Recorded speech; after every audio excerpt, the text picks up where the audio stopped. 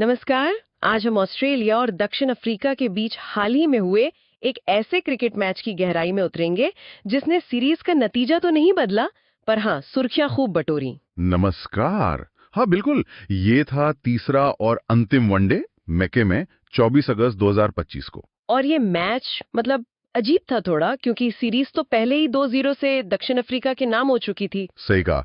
तो कई लोग सोच रहे होंगे कि ये बस एक फॉर्मेलिटी है, पर मैदान पर जो हुआ उसने इसे काफी यादगार बना दिया। बिल्कुल, दक्षिण अफ्रीका सीरीज जीत चुका था, लेकिन ऑस्ट्रेलिया के लिए ये मैच आप कह सकती हैं साख बचाने का सवाल था, लय हासिल करने का मौका था। और शायद भविष्य के लिए कुछ संकेत देने का भी। हाँ, हमारे पास द गार्जियन और कुछ दूसरे स्रोतों से भी इस मैच की रिपोर्ट्स है, स्कोर कार्ड्स हैं, एनालिसिस हैं और कप्तानों ने मैच के बाद क्या कहा वो भी है। तो इन सब के जरिए हम सिर्फ स्कोर नहीं देखेंगे, बल्कि ये समझने की कोशिश करेंगे कि उस दिन ऐसा क्या खास हुआ, क्यों हुआ, और इसके आगे के लिए क्या मायने हो सकते हैं।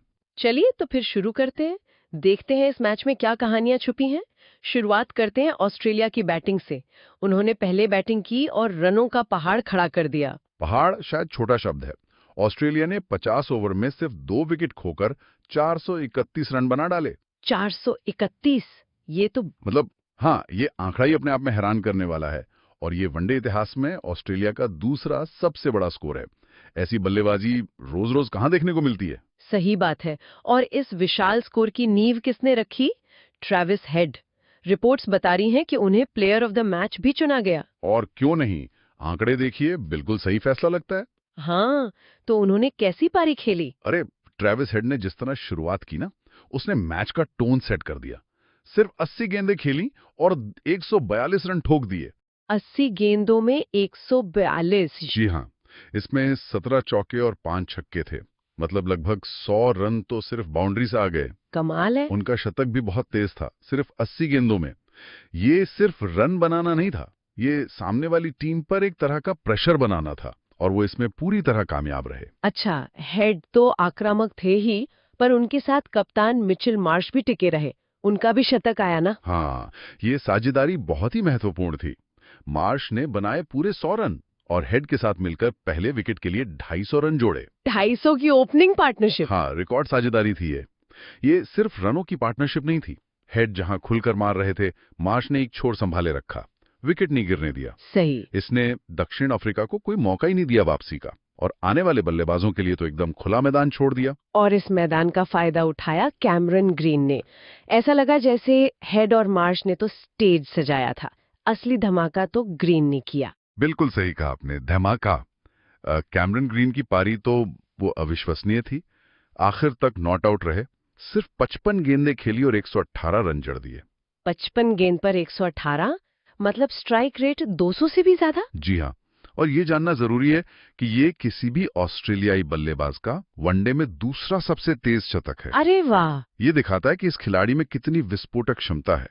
हेड और मार्च की इतनी बड़ी पारियों के बाद भी रन रेट को और ऊपर ले जाना, ये वाकई काबिले तारीफ है। तो मतलब लाइन से 3 शतक लगे, हेड 142, मार्श 100 और ग्रीन 118 नॉट आउट।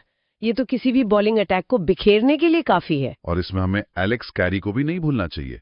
उन्होंने भी आखिर में आकर तेजी से रन बनाए, सिर्फ 21 गेंदों पर नाबाद 50 रन। अच्छा, उन्होंने भी 50 बनाई? हाँ बिल्कुल, उनके रनों ने स्कोर को 431 तक पहुंचाने में मदद की। तो ये किसी एक खिलाड़ी का दिन नहीं था, ये पूरी बैटिंग यूनिट का एक, कह सकते हैं, परफेक्ट दिन था। हर किसी ने अपना रोल निभाया। सही बात है, और टीम को एक ऐतिहासिक स्कोर तक पहुंचाया। तो ठीक है, ऑस्ट्रेलिया ने स्कोर बोर्ड पर टांग दिए 431 रन। अब आते हैं दक्षिण अफ्रीका के जवाब पर। 432 रन का लक्ष्य, ये तो मतलब एवरेस्ट चढ़ने जैसा ही है क्रिकेट में। बिल्कुल, और रिपोर्ट साफ बताती हैं कि इस विशाल लक्ष्य के दबाव में दक्षिण अफ्रीका की टीम पूरी तरह बिखर गई। उनसे उम्मीद थी कि वो लड़ेंगे, सीरीज जीत चुके थे आखिर। हाँ, पर ऐसा कुछ हुआ नहीं। पूरी टीम सिर्फ 155 रन पर सिमट गई, वो भी 24.5 ओवर में ही। बस 155 पर? जी, ये सिर्फ हार नहीं थी, ये एक तरह से सरेंडर था। स्कोरबोर्ड का दबाव इतना ज्यादा था। कोई बड़ी पार्टनरशिप नहीं बनी होगी जाहिर है, विकेट गिरते रहे होंगे। ऑस्ट्रेलिया की तरफ से बॉलिंग में कौन हीरो रहा? किसी युवा गेंदबाज का नाम आ रहा शायद। हाँ, वो नाम है कूपर कोनॉली। इस नौजवान गेंदबाज ने वाकई छाप छोड़ी। क्या किया उन्होंने? कमाल की गेंदबाजी की, सिर्फ 22 रन दिए और 5 विकेट चटकाए। ये उन्हें करियर का बेस्ट प्रदर्शन है अब तक। 5 विकेट? जी जब टीम इतने बड़े स्कोर का पीछा कर रही हो ना, तो गेंदबाजों पर भी दबाव होता है जल्दी विकेट लेने का। कॉनोली ने ये काम खूबी किया, मिडिल ऑर्डर को पूरी तरह तोड़ दिया और जीत को बस एक औपचारिकता बना दिया। बिल्कुल। ये प्रदर्शन तो यकीनन ऑस्ट्रेलिया के लिए अच्छी खबर है, लेकिन वापस दक्षिण अफ्रीका पर आते हैं। उनकी गेंदबाजी इतनी फीकी क्यों लगी? क्या सिर्फ बल्लेबाजों का दिन था या गेंदबाजी में कुछ कमी थी? रिपोर्ट्स में कुछ खिलाड़ियों के न होने का जिक्र है। हाँ, ये एक बहुत महत्वपूर्ण पहलू है, इसे नजरअंदाज नहीं कर सकते। रिपोर्ट्स बताती हैं कि दक्षिण अफ्रीका इस मैच में अपने 2 सबसे अनुभवी तेज गेंदबाजों के बिना खेल रहा था। कौन कौन? कागिसो रबाडा और लुंगी एनगिडी। रबाडा चोटिल थे और एनगिडी को शायद आराम दिया गया था। अच्छा, तो 2 मेन बॉलर बाहर थे। हाँ, अब किसी भी टीम के लिए अपने स्ट्राइक बॉलर्स के बिना खेलना मुश्किल होता है। यहाँ तो 2-2 नहीं थे। तो क्या ये माना जाए कि अगर रबाडा और एंगिडी होते तो शायद स्कोर 431 तक नहीं पहुंचता? हालांकि कहना मुश्किल है। हाँ, ये तो देखिए अगर मगर वाली बात है, कौन जानता, लेकिन इसमें कोई शक नहीं कि उनकी कमी ने दक्षिण अफ्रीकी बॉलिंग अटैक को कमजोर जरूर किया। शायद अनुभव की कमी खली। हाँ बिल्कुल, खासकर जब हेड और मार्श सेट हो गए थे या जब ग्रीन आखिर में मार रहे थे। उनकी गैर मौजूदगी ने ऑस्ट्रेलियाई बल्लेबाजों को शायद थोड़ा और खुलकर खेलने का कॉन्फिडेंस दिया हो। ये टीम की डेप्थ का सवाल भी है। सही बात है। तो अंत में नतीजा ये रहा कि ऑस्ट्रेलिया ने ये मैच 276 रनों के बहुत बड़े अंतर से जीता। ये तो वनडे की सबसे बड़ी जीतों में से एक होगी। हाँ बिल्कुल, पूरी तरह से एक तरफा मैच, लेकिन जैसा हमने शुरू में कहा था, सीरीज का नतीजा पहले ही तय हो चुका था। यही बात इस मैच को दिलचस्प बनाती है। ऑस्ट्रेलिया ने रिकॉर्ड जीत दर्ज की, पर सीरीज 1-2 से हार गए। दक्षिण अफ्रीका ने पहले 2 मैच जीत लिए थे, तो ये जीत ऑस्ट्रेलिया के लिए बड़ी तो थी, पर शायद थोड़ी देर से आई।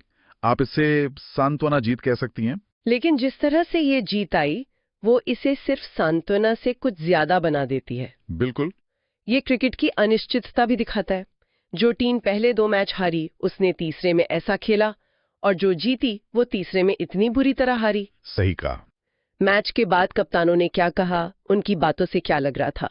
ऑस्ट्रेलिया कप्तान मिशेल मार्श के बयान में खुशी भी थी और थोड़ा मलाल भी। रिपोर्ट्स के मुताबिक उन्होंने कहा, काफी अजीब दिन था, है ना, लड़कों का पूरा प्रदर्शन, अफसोस थोड़ी देर हो गई।